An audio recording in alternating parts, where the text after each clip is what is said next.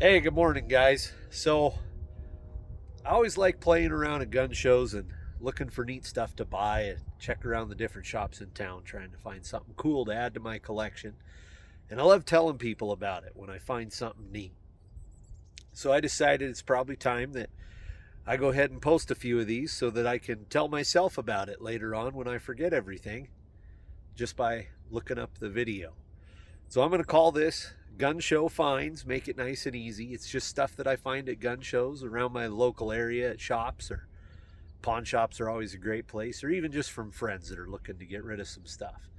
So for my very first episode, I brought out something kind of cool that I just picked up last week. This is a 1911 Colt. This particular one belonged to a young man named Paul L. Peterson. You can see right here that he marked it inside the holster flap, Lieutenant Paul L. Peterson. Paul L. Peterson was with E Company, 180th Infantry, 45th Infantry Division during World War II. He was awarded the Distinguished Service Cross for extraordinary heroism in the face of an armed enemy on November 28, 1944. This pistol came to me from a man just north of here. It had been partially restored, I guess I would call it. He'd put on the Bakelite grips, which would be correct for a re-arsenaled 1911. This is a 1911 and not a 1911 A1.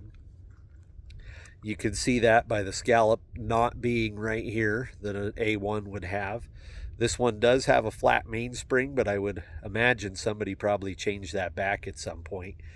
When I bought this gun from the gentleman, he said, I also have these grips, which were on the gun when I got it. And they are like a plexiglass, I like to think from an aircraft cockpit, that he put some pictures behind. And since young Lieutenant Peterson probably wasn't a very old guy, I'm going to guess that's his mama. His mama and his dog from home. And then on the other side here, that's his back porch of his house, complete with the family pickup.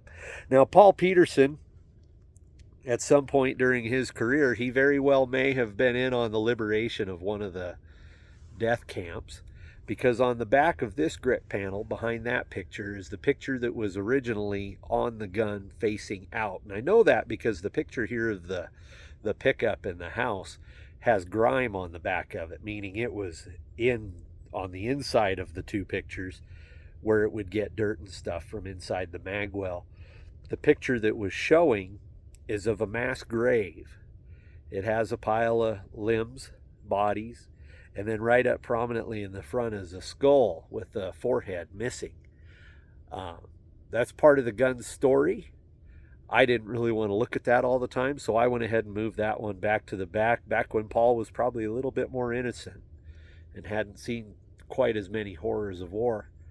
But I did keep the picture. It is back behind this one because, again, it is part of the gun story. And that's to me, the most important thing with some of this stuff is that we don't lose the story of the firearm so that it's there for the next guy.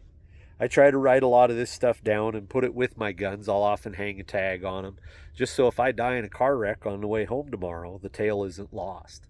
I've got a friend that's been researching this one for me. He's dug up after action reports and all kinds of other stuff from Mr. Peterson, but I haven't had a chance to look through all those yet.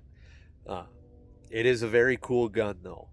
It does appear to be Colt. There's a couple things on it that aren't quite right. The safety has been changed out.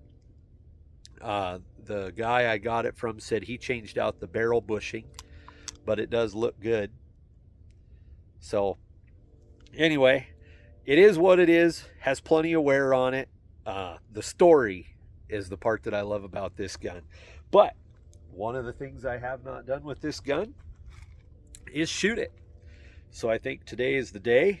I went ahead and I loaded up a magazine here with some old surplus 45 ammunition. We're going to throw that baby in there and let's see if we can't ring a plate down there. As always with shooting, ear and eye protection, #1 items.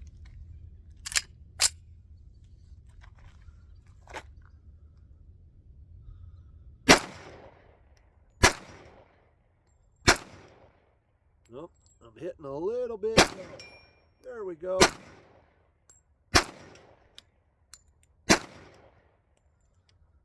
All right. Shoots nicely. I like it. A lot of people are afraid to shoot this old stuff. Don't ever be afraid to shoot your old guns. That's what they were made for. It's all part of the story, and they're meant to be shot. So anyway, thank you joining me on my first episode here of Gun Show Finds. I hope to bring you several more. I'm going to do just short little things, one gun at a time, keep it simple and quick. All right. Thanks a bunch, guys.